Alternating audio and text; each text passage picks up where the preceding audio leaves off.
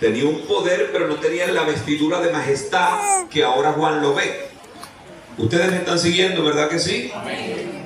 Es un hilo muy delgado en huequitos muy pequeños de la aguja, por eso necesito su debida atención para que podamos al final de la jornada por lo menos quedar fijado en la palabra de hoy para nosotros en esta congregación. Amén. Bueno, Jesús, cuando resucitó, se le estuvo presentando a los discípulos, dice la Escritura, durante 40 días y también incluíamos sus noches. Se le estuvo presentando durante 40 días y 40 noches. Porque a algunos se le presentó de mañana, a otros a mediodía, a otros a medianoche, a otros a las 3 de la tarde. Se le presentó en muchas formas. E incluso la primera que lo ve es María, ¿se acuerdan? Y María, en su inclinación de haberlo visto muerto en la cruz y ahora lo ve resucitado, no le queda de otra que tirarse y tratar de tocar a Jesús. Pero ¿qué le dice el Señor? Le dice: detente, no me puedes tocar porque todavía no he subido al Padre. Luego que subo al Padre, y subió pronto, parece que allí al presentarse a María se estaba despidiendo, subió al Padre y luego desciende prontamente, porque ahora sí se le puede tocar, según lo que él mismo dice.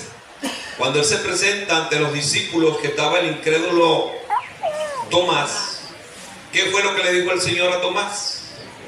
Mete tu mano en las heridas, aquí las tengo, las mismas heridas que tuviste que me hiciste, las tengo ahora que estoy vivo.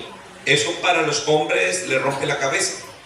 Pero antes el Señor le había dicho a María que no le tocara. Ahora le dice que sí le toque. O sea que había sufrido un efecto transformador extraordinario que nosotros desconocemos muchas de las potencias de esos acuerdos entre Dios y Jesús como hombre, y también el acusador número uno de todos los hombres, Satanás. Dios incluso al mismo Satanás le jugó legalmente. Dios puede hacer todo lo que quiera. Él como Dios no hay ningún tipo de problema. Solo que Él se somete a su palabra conforme a su justicia. Entonces Él estableció que para salvar al hombre tenía que ser alguien de la misma calidad humana del que él había creado en el huerto del Edén, me refiero a Adán. Por eso Jesús, ustedes saben que es reconocido entre los muchos títulos que se le puede dar humanamente, que allí escribimos algunos. Él es el segundo Adán. Pero este segundo Adán, cuando vino Satanás a tentarlo, ¿pecó? ¿Sí o no? No, pero era pecable. Pudo haber pecado, pero no pecó porque amaba más al Padre que su propia vida, y lo demostró con creces. Y ahora no solamente amaba más su propia vida que al hombre mismo, sino que amó más al hombre que su propia vida al entregarse en la cruz. Entonces, una vez que él resucita con esta especie de cuerpo incorruptible que no sufrió el efecto de la muerte humana y necesita ir al Padre. Cuando va al Padre, de seguro recibe un revestimiento, algo extraordinario, y entonces es lo que reconocemos como un cuerpo glorificado.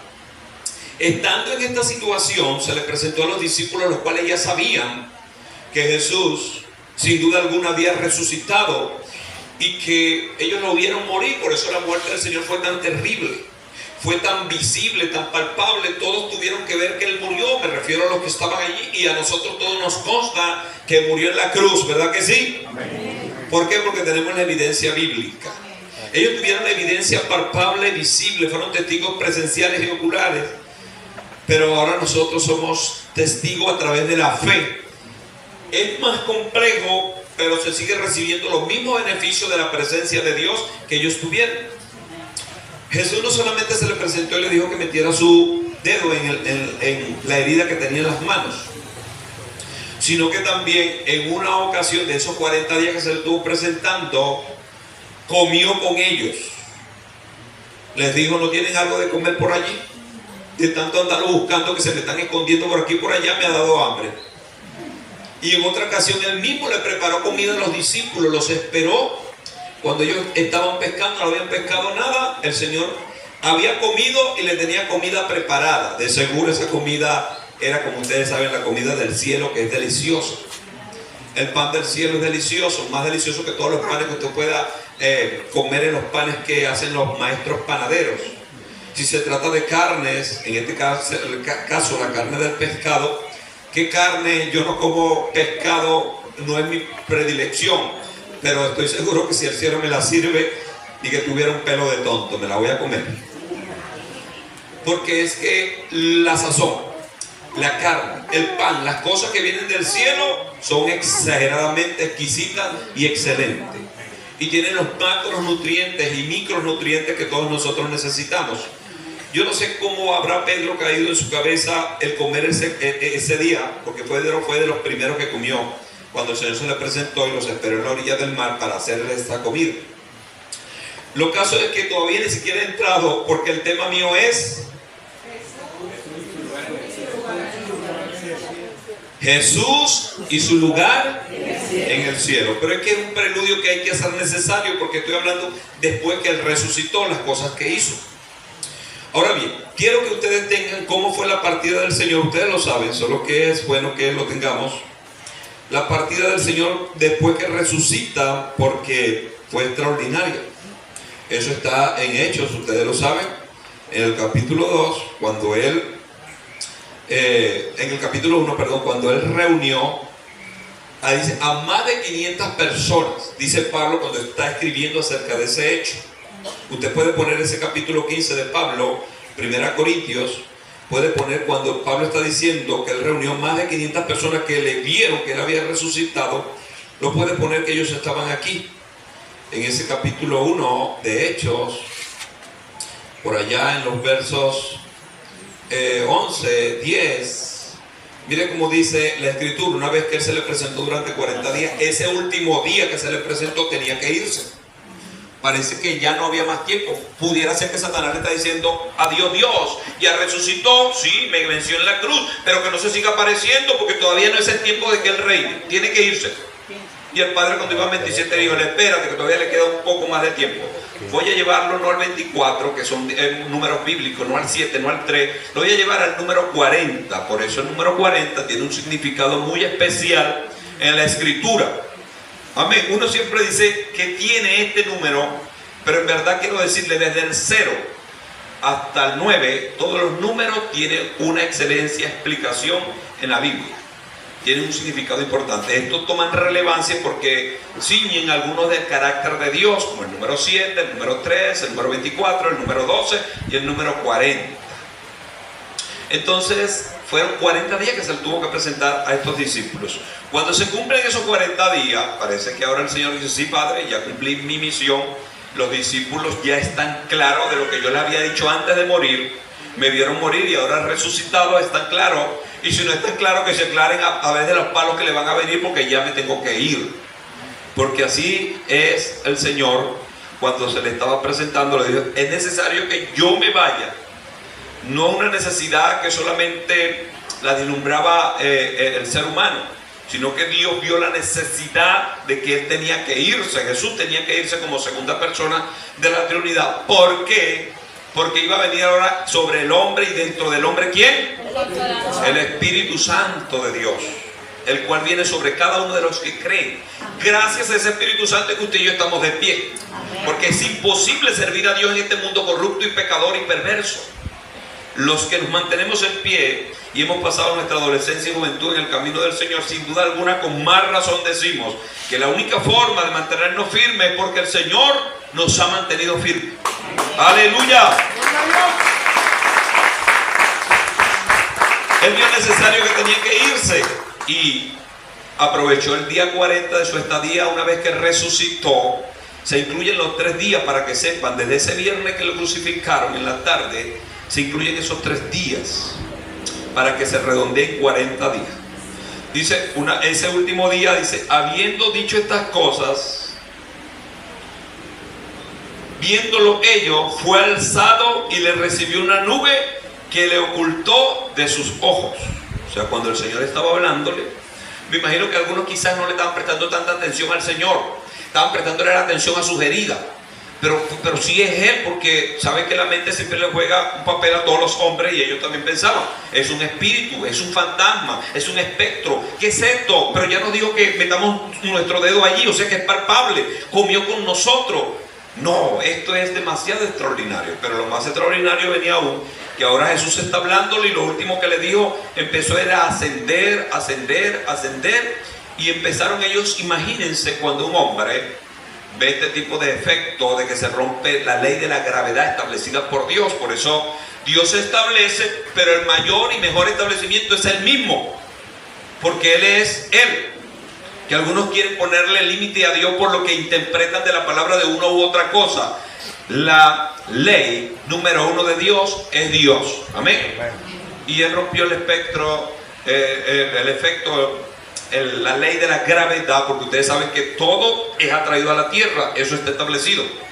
Pero que alguien empieza a ascender 1 metro, 2, 10, 15, 20, hasta donde la mirada alcance. Miren lo que dice la Escritura. Le esperaba una nube. Esa era una nube normal, de esas que son gaseosas cargadas de agua. No, esos son los múltiples vehículos que existen en el cielo. Lo que pasa es que son tan extraordinarios y complejos que Dios mejor los cubre con nube, porque sabe lo que el hombre ha hecho y hace de las cosas que ve. Por eso Dios prohibió que se hagan imágenes de las cosas que están arriba, sobre todo cuando el hombre no sabe quién es Dios para adorarle, para adorar esas cosas. Pero ahí está, dice que habiendo dichas estas cosas, viéndole ellos, fue alzado y le recibió una nube. No dice y le recibieron las nubes, sino una nube, dando por cierto de que esa nube no era una nube normal, que seguía las normas de la naturaleza. Por eso cuando él asciende ya no es normal, es anormal. Cuando le recibe allá donde están las nubes, posiblemente, quizás lo que ellos podían ver 100 metros hacia arriba, se dice que a 100 kilómetros de nosotros ya no hay atmósfera humana respirable. Pero vamos a suponer que a 100 metros, 200 metros, lo que ellos podían ver, le recibió esta nube.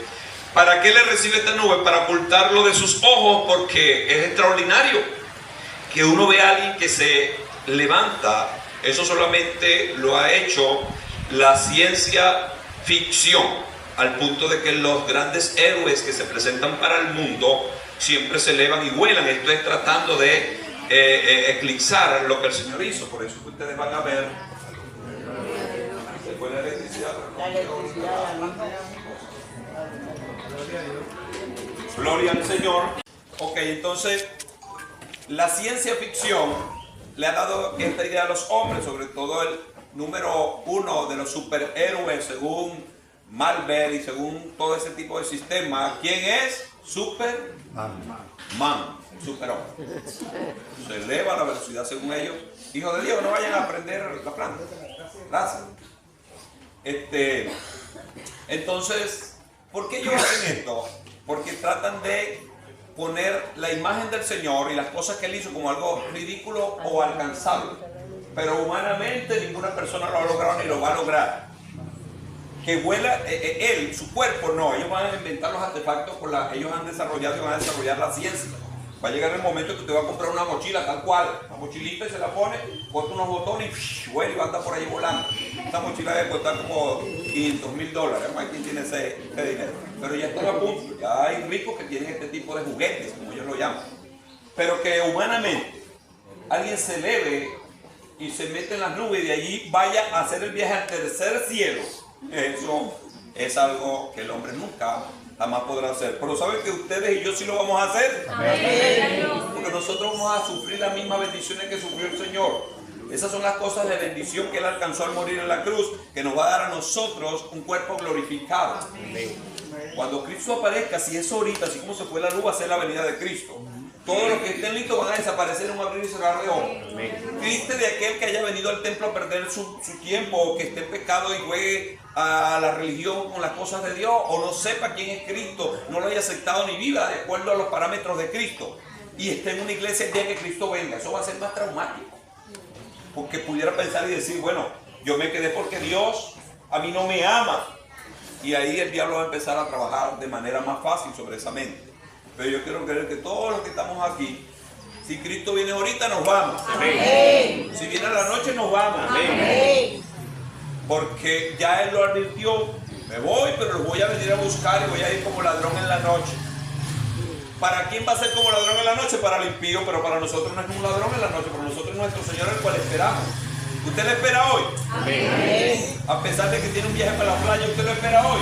Amén. A pesar de que le dijeron a la tarde te voy a depositar el billete, ¿usted lo espera hoy? Amén. A pesar de que alguien se vaya a casar ahora a las 6 de la tarde, yo hablaba de esta temática a unos jóvenes y le decía, doctor, porque era tanto el espíritu de ese mensaje que se le metió en las extrañas que ellos sentían que ya Cristo venía. Y me dice, pastor, pero deténgase que yo quiero casarme. Pero yo no soy el culpable. Si Cristo viene, viene y punto. Cásese o no cásese, Cristo cuando venga, viene y punto. Pero me llamó la atención ese tipo de pregunta, porque él creía que es el predicador que tiene el control de eso. No, eso es algo macro que solamente lo sabe Dios. Solamente lo sabe Dios. Ni siquiera los ángeles tienen el poder de revelar estas verdades.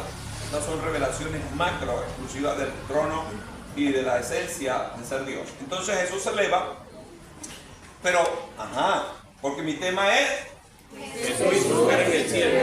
Jesús y su lugar en el cielo. Todavía no hemos llegado allá, estamos en las nubes por lo menos. Nos despegamos pues.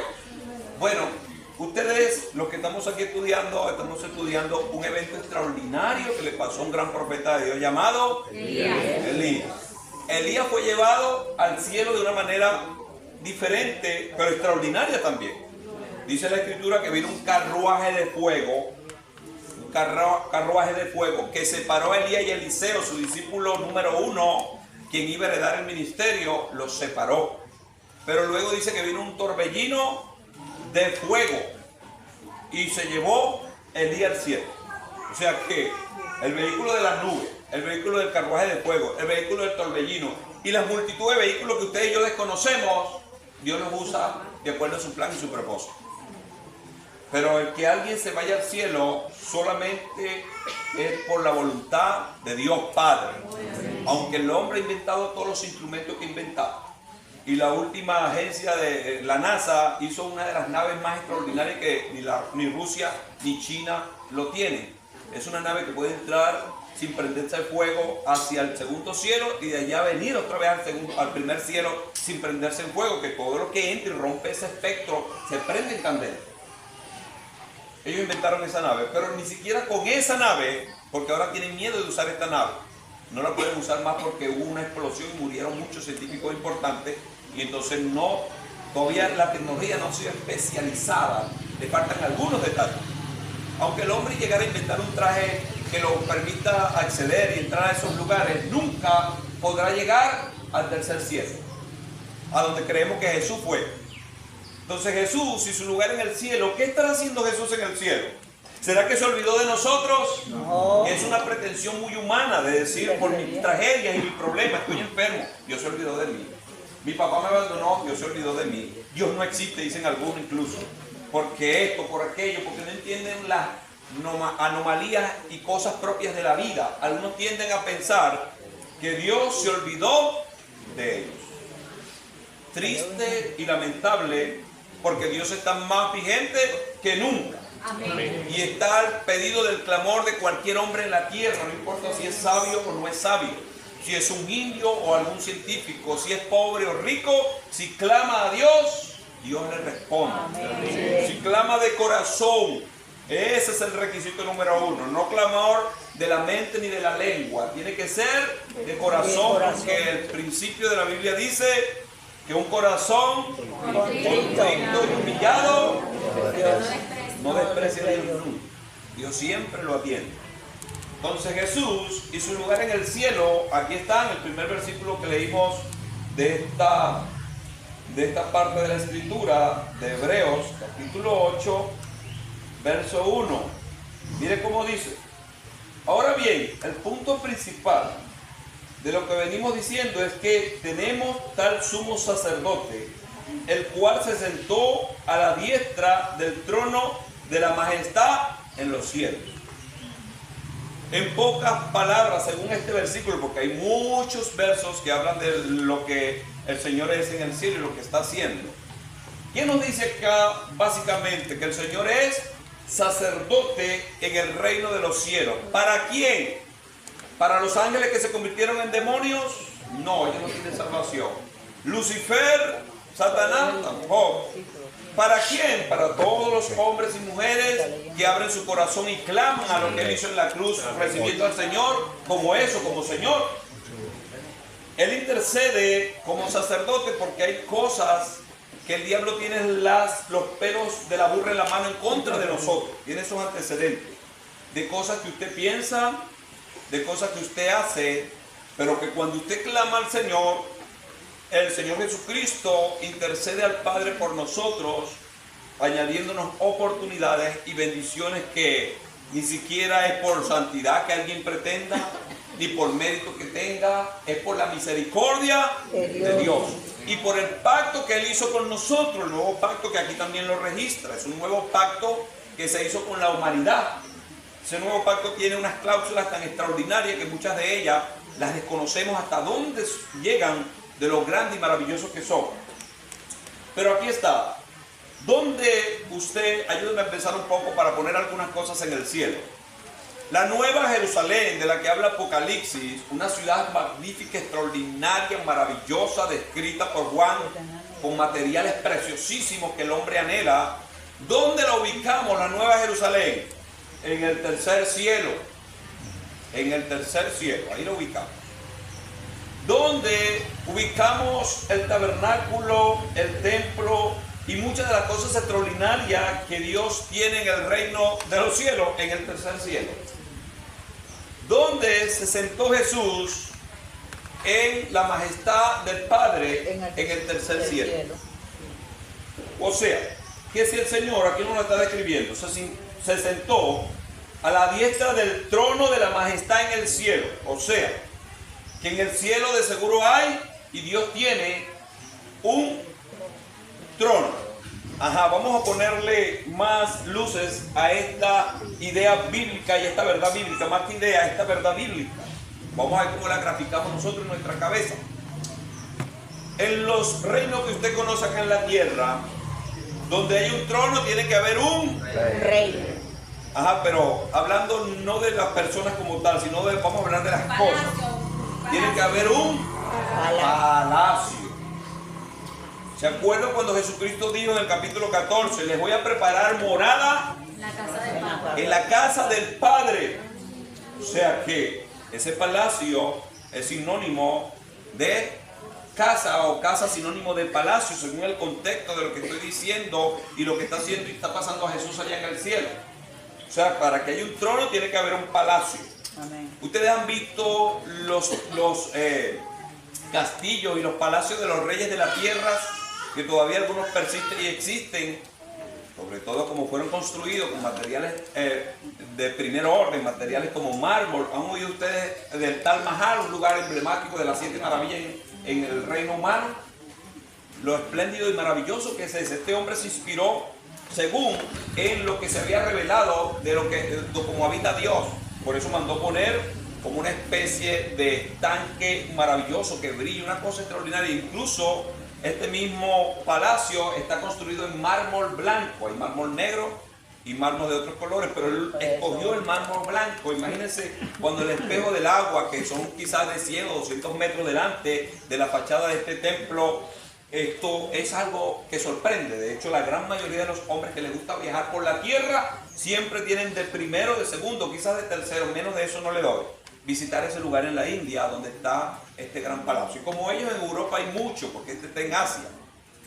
Entonces, ¿qué tiene un palacio? Los palacios siempre tienen jardín hermosísimo. Eso siempre ha sido una fija en lo que construye un palacio. El palacio tiene que tener un jardín preciosísimo, ríos de agua cristalina. ¿Por qué ellos hacen esto? Porque ellos siempre están copiando el modelo de Dios. ¿Se acuerdan lo que representa y lo que es la nueva Jerusalén?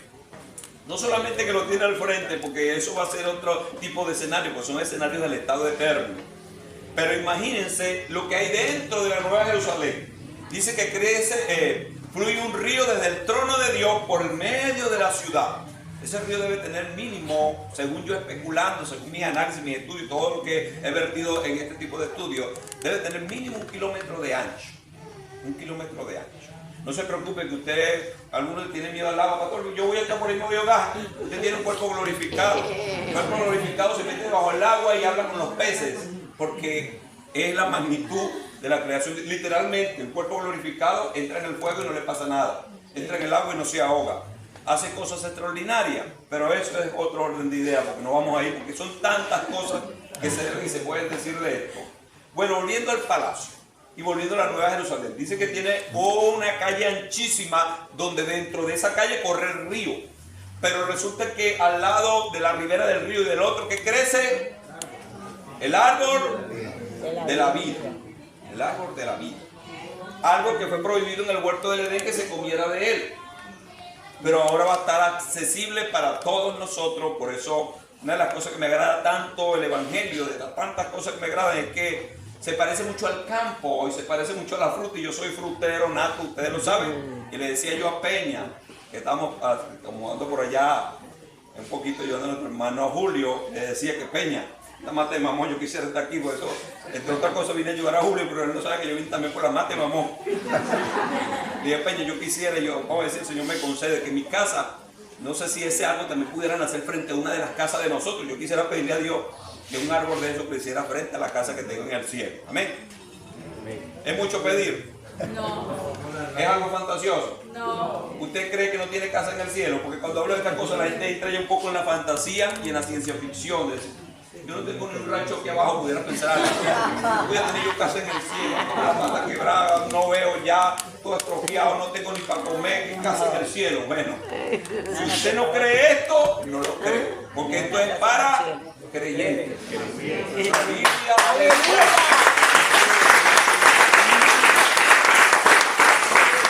Biblia es un manjar para los que tienen fe. El que no tiene fe lo atormenta y lo atosiga. Por eso, si usted no tiene fe, sea franco con Dios, dígale, Dios mío, dame fe, ayúdame a aumentar mi fe. Y ya ustedes saben que el Señor dio la receta para aumentar la fe. ¿Cuál es la receta para aumentar la fe? La oración. Tienes que orar, debes orar, pero precisamente que no tengo fe, como oro. Bueno, empieza a hacerlo, si tú consideras de manera mecánica, pues apóstate ahí, aunque el cuerpo no quiere, y piensa, Señor, pero Señor, llévate a esta vecina que no la aguanto. Entonces di algo, empieza a hablar. En un momento que empiezas a fluir, empiezas a hablar con Dios y sientes que Él te está oyendo. Dios me está oyendo. Y ya en la fe dio un paso. Después no solamente que Dios me está oyendo, sino que era Dios, me está hablando, tengo que hacer esto. Y ahí comienza el camino de todo mortal en la tierra, el camino de la fe, que sin fe es imposible agradar a Dios. Así que el que se acerca a Dios tiene que creer que estas cosas que estamos hablando son ciertas, porque no se basan en mi experiencia. No se basan en mi experiencia, no se basan en mi interpretación. Es el código de la voluntad y la verdad de Dios para el ser humano. Amén. Así que ya llegó la luz. La electricidad. Hay que esperar que la cosa llegue un poquito. Entonces, vamos otra vez al tema. Vamos a la mesa. Le estaba diciendo, según este versículo, que el Señor se sentó a la diestra de la majestad del trono de Dios. O sea, que Dios está sentado en el trono, y eso no solamente nos lo revela este versículo, sino que Apocalipsis nos da ideas gráficas de cómo es ese templo, de cómo es ese trono. E incluso en el Antiguo Testamento se nos da también ideas gráficas, pero son más complejas, porque el entendimiento de las personas del Antiguo Testamento eran más complejas que el del Nuevo Testamento, porque no estaba Jesús. Ustedes han visto la revelación que da Ezequiel acerca del trono de Dios. ¿Lo han visto? La mayoría ni siquiera lo ha leído. Búsquelo y vea, sorpréndase. Y gracias a Dios, ustedes hoy tienen el privilegio y la bendición de tener varias versiones de la Biblia. Cuando yo leía esto hace 30 años atrás, teníamos una sola versión de la Biblia y nadie nos explicaba. Uno le preguntaba a cualquier persona, ¿qué significa eso? Déjate de eso, que eso es una cosa muy profunda. Yo quedaba temblando, no entendía nada porque no había capacidad, porque eran otros tiempos. Antes la gente era más dada a la oración y a lo espiritual y al tejemaneje del diario andar, de la batalla física con la gente. Muy poco se estudiaba la escritura, por eso siempre les digo a ustedes, y se lo diré siempre para eso. Ustedes están en un tiempo privilegiado. Hay muchas buenas enseñanzas de la palabra. Hay grandes versiones de la Biblia. Cualquiera puede accesar a grandes estudios de la Biblia. ¿Sabe por qué es eso? Eso no es de gratis. Eso fue porque muchos hombres y mujeres clamaron antes que usted para que esto viniera. Y Dios en su soberana voluntad y en su gran misericordia, viendo que los tiempos son ya finales, Él quiere que toda la gente sepa lo que Él ha dicho. Amén. Sobre todo Dios es el primero que ha procurado que esto suceda.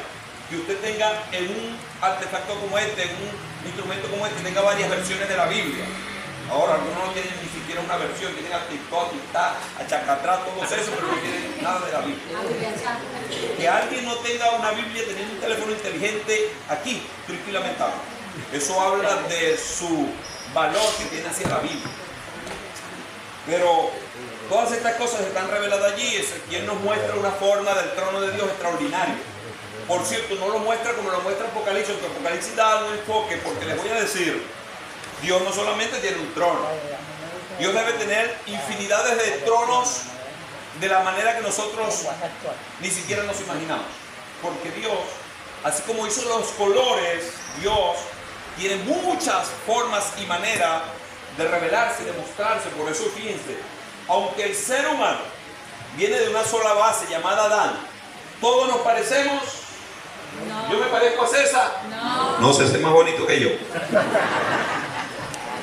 Pero si fuéramos gemelos, porque se da la novedad, fuéramos gemelos o mellizos, ese tipo de anomalía biológica que se da, pero al fin y al cabo parte de la raza humana, ni siquiera siendo nosotros gemelos, tenemos los mismos gustos refinados. Siempre va a haber algo que difiere, siempre va a haber algo que no es igual.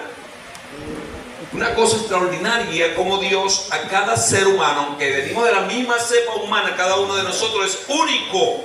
Por eso no hay dos como usted, no hay otro parecido a usted, o que sea usted, me refiero. Parecidos sí hay muchos, porque le voy a decir, esta anomalía la he comprobado no solamente en algunos pueblos propios de Venezuela, sino cuando he salido a otros lados. Una vez, no sé si era mi ansiedad de ver a mi tierra y de ver a mi gente, cuando estuve en Dominicana, en uno de los pueblos por allá, incluso un varón hizo ese trabajo. Dijo: varón, este hombre que está aquí escuchando el evangelio contigo está sorprendido porque él dice que tú eres el pastor tal que está en tal pueblo, el cual yo conozco, el cual yo también llegué a pensar que eras tú, pero cuando empiezas a hablar sé que no eres de esta tierra, pero eres el doble de ese hombre. Vamos para que lo conozca. Y no pudimos hacer el viaje, hubo un problema en la vía y no pudimos, pero yo estoy seguro que es así, que siempre hay alguien que se parece a nosotros. Bueno, yo tengo hermanos que se parecen a mí, de hecho a veces se confunden, y una vez uno se confundió, me dijo: varón, te descarriaste. ¿Por qué? Oye, te vi en la plaza de Guayguasa un poco zarateco. Ese es mi hermano. Gloria a Dios, ya está convertido, ya por ahí estamos un poquito más aliviados. Pero va a haber gente que se parecen a ti, pero que haya alguien como tú, nunca.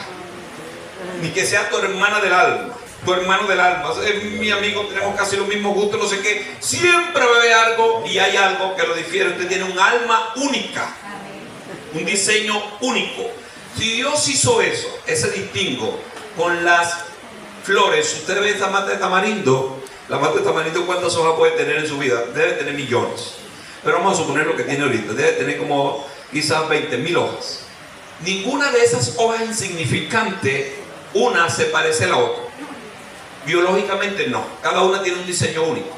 Usted pasa así y agarra el polvo y lo pone en un microscopio de esos súper excelentísimos, y va a ver que cada uno de ese polvo es diferente.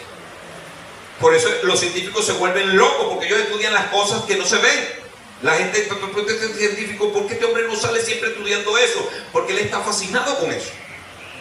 De hecho, muchos científicos se han mudado a las partes donde las auroras boreales, ¿cómo se dice?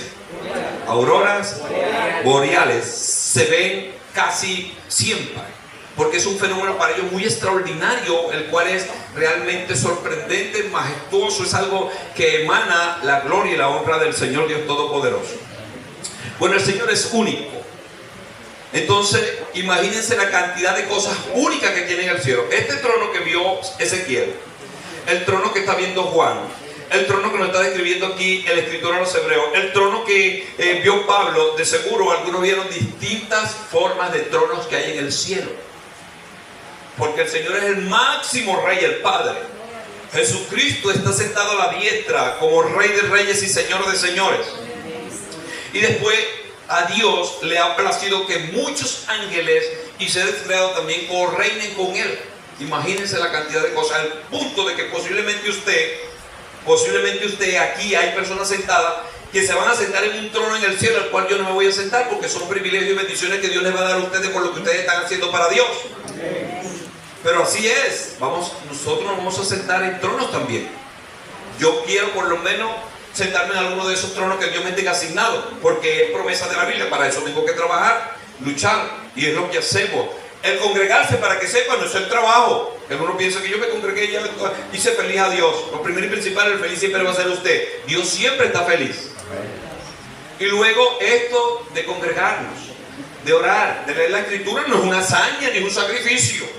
Esto es normal, esta es la disciplina cristiana. Las obras que Dios va a recompensar para este tipo de bendiciones, que usted se pueda sentar en un trono para reinar las cosas y las esferas que Dios solamente conoce, tiene que ver con el trabajo que usted tiene que hacer. Tiene que ver con el sacrificio de este trabajo que Dios le está mandando que usted haga. Por eso siempre le digo a las personas, no pierdas tu tiempo. Si no estás haciendo nada en las cosas del Señor, eso es perder el tiempo. Mejor conéctate con Dios y empieza a hacer las cosas normales para que se te revelen las extraordinarias. Empieza a hacer las cosas ordinarias y vas a ver que cuando lo hagas de todo corazón, rendido a Dios en adoración, Dios te va a mostrar las cosas extraordinarias que tienes que hacer. Porque a Dios le agrada recompensar y Él quiere que todos nosotros nos sentemos a reinar en lugares extraordinarios. De hecho, ya espiritualmente la Biblia dice que estamos reinando juntamente. Ese es el reino general, pero el reino más específico tiene que ver con las obras que cada uno de nosotros hace. De seguro el trono que Dios le pueda dar a mi hermano Frangerson no va a ser el mismo trono que pudiera tener el varón Benito. Posiblemente a Benito siempre le gusta, de allá del llano, le gusta que el trono sea alto y que haya montañas a su alrededor, porque él es del estado andino. Pero el varón viene de allá, pudiera ser del llano, y él quiere que su trono sea llano, cubierto de arenas X y Z. Todas esas cosas, aunque ellos no lo han expresado en todas voces, Dios conoce el sentir y el deseo de cada quien, y conforme al deseo y al gusto de cada quien, Dios, que es el que pone el buen gusto por las cosas, los va a complacer y bendecir de esa manera. Por eso es que el cielo será un deleite eterno y por siempre y para siempre. Esto no es ciencia ficción ni fantasía, ni es para motivar una fe efímera. Esto es la verdad bíblica.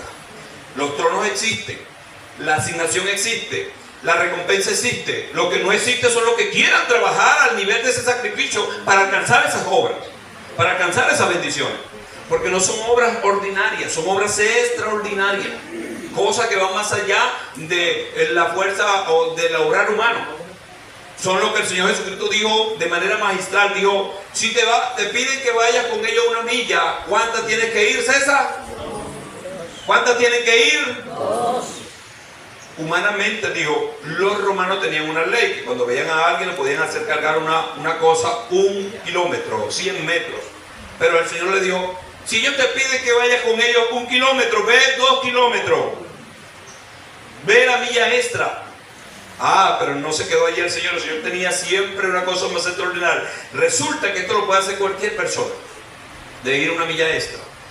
El Señor dijo, cuando te pidan que vayas con ellos una milla, no solamente ve una milla, ve más.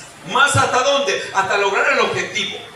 ¿A qué me refiero? El objetivo puede ser como le sucedió al samaritano cuando iba en sus diligencias, que halló a aquel hombre medio muerto, lo tomó, lo atendió, le echó de su vino, le echó de su aceite, lo puso en su caballo, o sea, él se bajó del caballo, caminó, y el hombre iba en la cabalgadura, y luego lo llevó al mesón. Hasta allí, ya nada más con echarle vino y aceite había caminado la milla extra, porque él se acerca y llama a alguien que lo atiende y sigue su diligencia.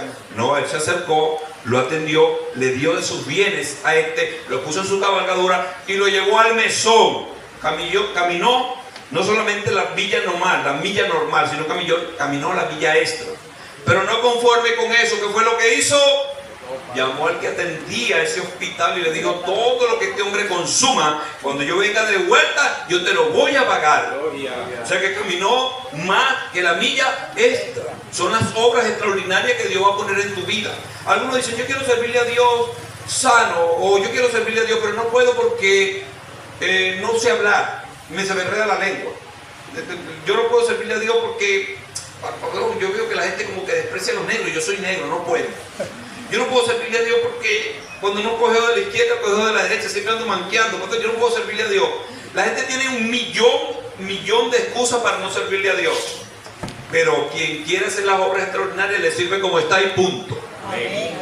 Es más, cuando tenga algún tipo de afección y le sirve a Dios con tanto anhelo, es posible que eso sea considerado una obra extraordinaria. Porque usted y yo venir al templo quizás no es cosa tan difícil, pero que mi amada hermana, que vive sola, tiene la silla de ruedas, que se prepare para venir, quizás para ella esto es una obra extraordinaria, pero no hay comparación a nosotros que tenemos nuestros dos pies. ¿Están entendiendo el asunto? Creo que sí. Así que si no oyes bien, no respiras bien, X, Y, Z, las múltiples novedades que puede tener el cuerpo, no te detengas al decir, no le puedo servir a Dios por esto. Porque de eso está lleno el infierno, de gente que no le sirvió a Dios por esto, por aquello y por lo otro. Quien le va a servir a Dios le sirve y punto. El apóstol Pablo, estando enfermo, le dijo: Señor, quítame esto porque quiero servirte sin esto. No, me vas a servir con eso.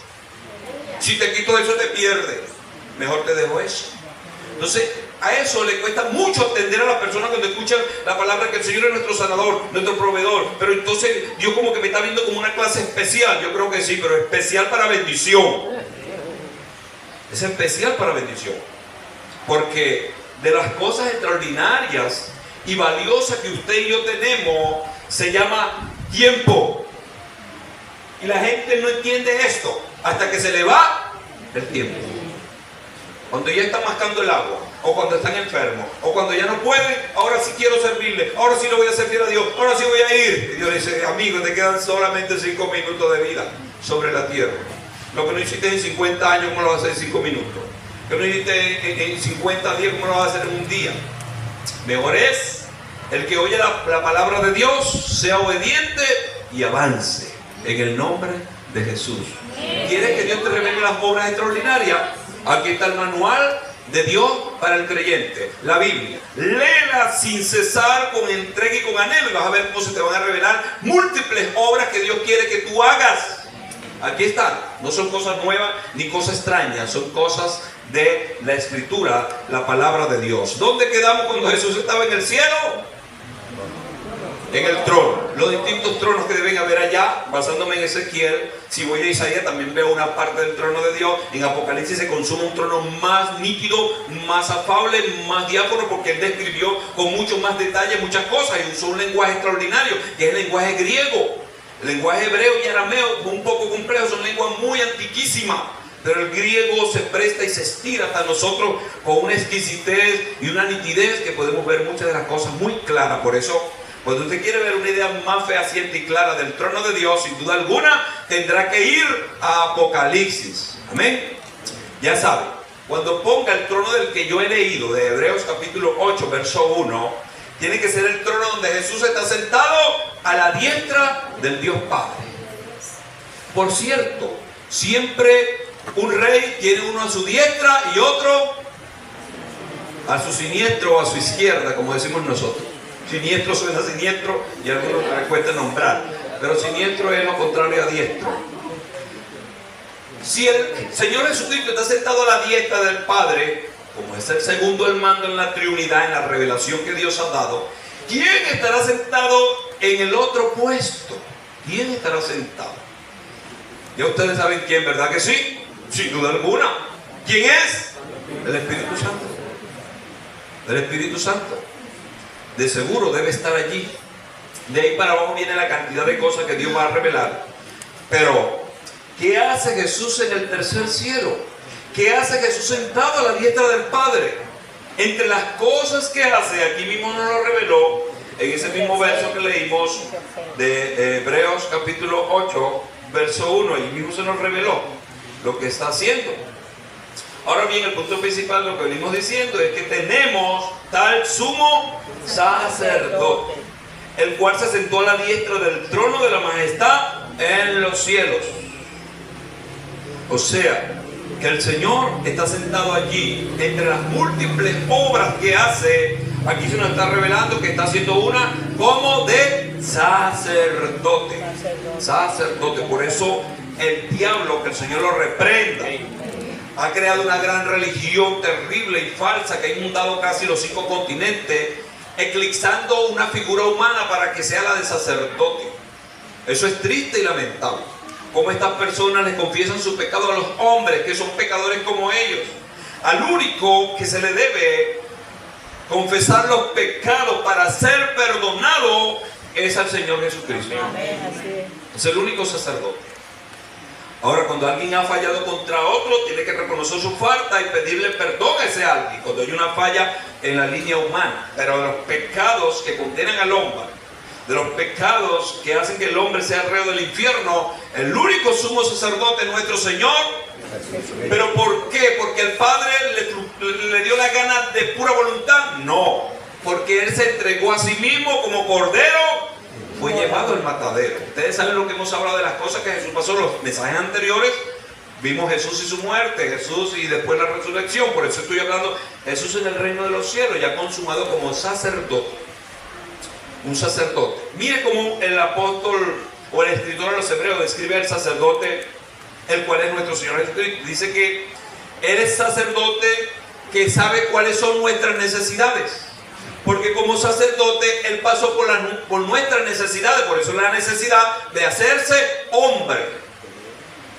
¿Quién ha sufrido aquí más que el Señor? ¿Quién?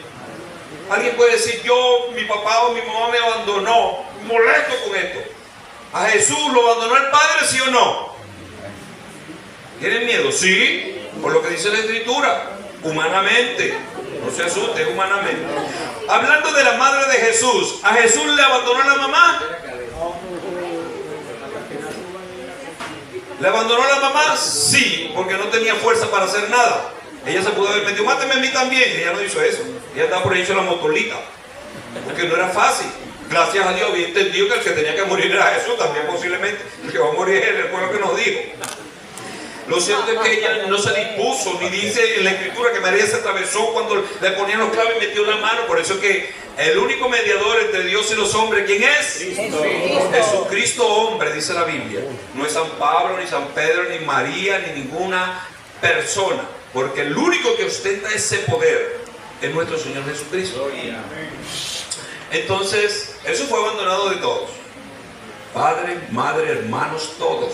Incluso sus hermanos de sangre querían que le mataran pronto porque estaban asustados y los fariseos posiblemente lo habían intimidado diciendo, este está alborotando a Jerusalén y ustedes son culpables porque son su familia, los vamos a matar a ustedes también. Ellos tenían miedo y querían que Jesús se acabara con Jesús pronto. Por eso ellos le invitaron a Jesús que fuera cuando había una fiesta donde estaban los más terribles enemigos del Señor. Y el Señor le dijo, no, vuestro tiempo siempre está, vayan ustedes, yo sé cuándo debo ir a la fiesta. Porque Él estaba esperando que fuera el día, como hemos hablado, el día viernes, cuando Él iba a ser entregado. Porque era el día que se hacía el sacrificio especial, comenzando esa Pascua. Bueno, Jesús en el cielo está intercediendo por nosotros. ¿Cómo intercede?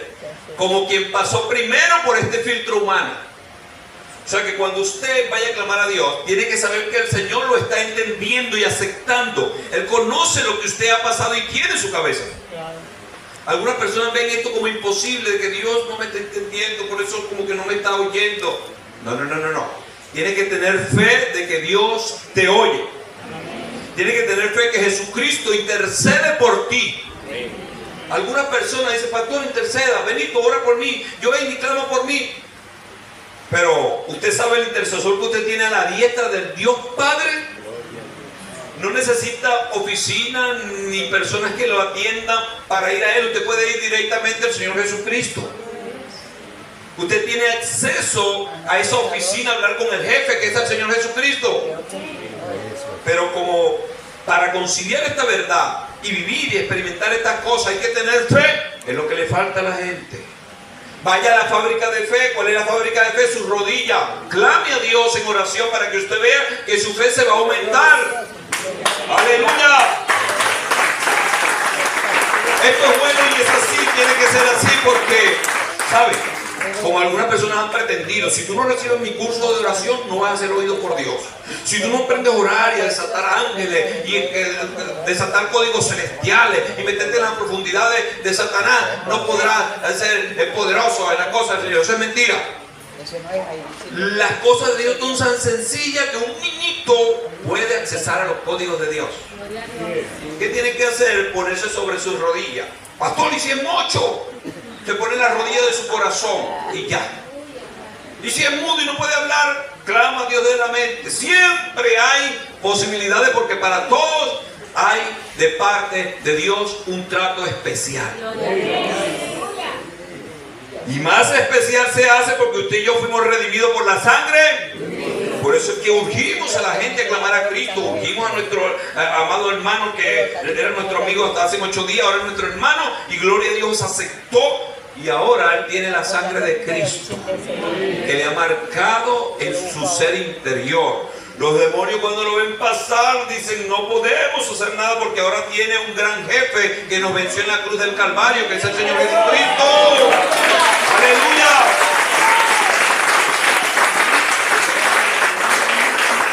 Él intercede por nosotros, porque ¿qué es lo que hace un sacerdote? Intercede. Se pone cuando viene el peligro, cuando viene el peligro y el mal sobre la persona. El sacerdote se pone como un intercesor ante el Padre, porque algunas personas no entienden lo que el Señor dijo: no teman a los que matan el cuerpo, sino temen a aquel que puede matar el alma. ¿Quién es ese? El dueño de la vida, Dios Todopoderoso. Cuando Dios dice: ese hombre ya no tengo nada que hacer con él, Satanás viene y se lo come como un león. Pero cuando Dios dice, incluso de los que no han confesado su nombre, a estas personas le quedan todavía 10 años, 20 años, 5 años, 6 meses, un día, no sé, lo que Dios sabe para cada quien. Él no puede pasar esos lineamientos, porque Satanás es loco, pero no tan loco.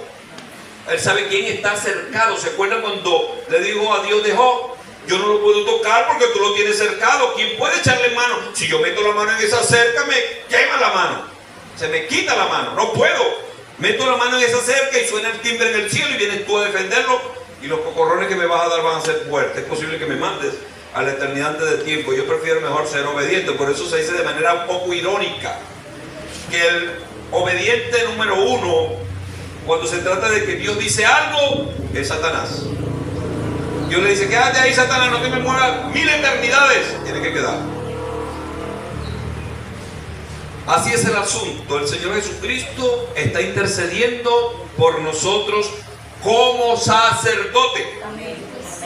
Así que no pierda tiempo llevándole ningún tipo de ruego a hombres y mujeres. Confiésese ante Dios, hable con Él. Crea que Cristo le puede responder y es suficiente para aliviarle y quitar el pecado. Más que aliviar, quitar el pecado que estorba. No solamente está sentado como sacerdote, intercesor, sino que el Señor Jesucristo, la Biblia también lo describe en otra parte de sus obras en el cielo como un guerrero. Guerrero. Va a venir como guerrero. Por eso es que lo decimos, y no de manera irónica, aquí es bíblica y sensatamente, que el que no acepta hoy a Jesús como su Señor, como su Salvador, tendrá que aceptarlo, si así fuere, cuando Cristo venga a establecer su reino, tendrá que aceptarlo como rey, juez terrible. ¿Quién se escapa ante la justicia de Dios? Nadie. El que viene a Cristo, el Padre lo ve, de la justicia de Cristo lo cubre. Pero quien está sin Cristo está perdido irremediablemente. Por eso dice Apocalipsis, cuando lo describe, que Él va a venir en un caballo. ¿De qué color es el caballo de Jesús? ¿De qué color es el caballo blanco de Bolívar? No, el caballo de Jesús sí es blanco. Bolívar tuvo varios caballos, se le describe como el caballo blanco aquel, está bien, pero tuvo muchos caballos. Pero Jesús, cuando la Biblia lo describe en ese, que de seguro debe tener múltiples y miles de caballos, pero en el caballo que lo describe Apocalipsis, de lo que Él va a venir, es un caballo blanco. Él viene montado en ese caballo. ¿Vieron lo que sale de su boca cuando Él va a establecer su reino? ¿Qué sale de su boca? La espada. La espada. No literalmente una espada que está dibujada delante de Él, sino que como la palabra de Dios lo describe en Efesios capítulo 6, verso 17, que la espada, el Espíritu, la espada del Espíritu, ¿quién es? La palabra. La palabra. Según Efesios 6, verso 17. Con esa palabra Él viene a juzgar la tierra. De la misma palabra que se ha dicho, que el cielo y la tierra pasará, pero su palabra No pasará. Él viene a cortar y a eliminar a todos los que no le adoraron ni le sirvieron, e incluso que tienen el sello de la bestia, el 666. Para eso ya estoy hablando de Apocalipsis en ese momento. Así que el Señor no solamente intercede, sino que es rey, es guerrero. El Señor es adorador. Él se rinde ante el Padre para entregar su corona. Va a ser al final de la jornada.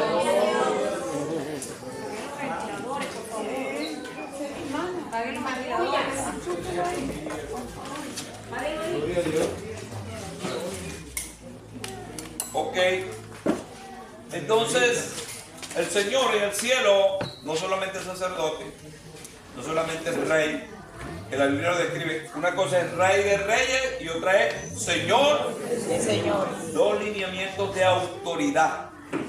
Rey de reyes y Señor de señores.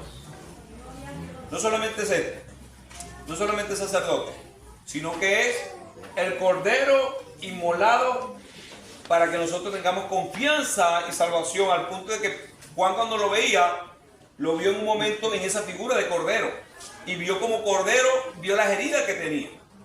También registra en la Biblia que Jesús es Cordero, pero que también es el león de la tribu de Judá. O sea, Él como Cordero nos atiende a nosotros, pero como león atiende a nuestros enemigos, y gloria a Dios que es así. Hay personas que sin conocer a Dios desafían a Dios y se meten en problemas al decir cosas terribles de Dios. Triste de ellos, porque nada más con un rugido apacible del león de la tribu de Judá, el que no es creyente, se le van las extrañas, se hacen su ropa, se cae, se derrite, se muere, porque el Señor es así, es Cordero y es león. Así que cuando usted lo vea en la figura del Señor en el cielo, lo puede ver con esto que estoy diciendo, y muchas cosas que no podré decir por causa del tiempo, y otras tantas que están reveladas específicamente para que cuando usted se haga sensible de esa parte de Jesús en el cielo, porque así es el Señor del personal, de cómo trata con cada individuo. Así de específico es el Señor. Hay figuras y formas que usted tiene del Señor Jesucristo glorificado en el tercer cielo, que es posible que yo no la pueda tener porque es una revelación que usted pagó en sus rodillas, una búsqueda, una intimidad que usted tuvo, un lugar que procuró en la adoración. Por cierto, en los momentos de adoración, que a mí siempre me entristece, trato siempre de mantener mis ojos cerrados, cuando se está adorando y se está clamando al Dios del cielo, ver personas con los ojos abiertos, sobre todo triste porque veo muchos de los jóvenes en ese plan, del timbo al tambo como un ventilador. No, cierre sus ojos, y aunque se le haga difícil, por lo menos haga el esfuerzo de cerrar sus ojos. Concéntrese en lo que está cantando y usted va a ver que una de estas es posible que su espíritu se traslade a lugares de lo que usted está describiendo en la adoración. Aleluya. Pero con los ojos pelados siempre va a ver tanto ver los siguen exportando.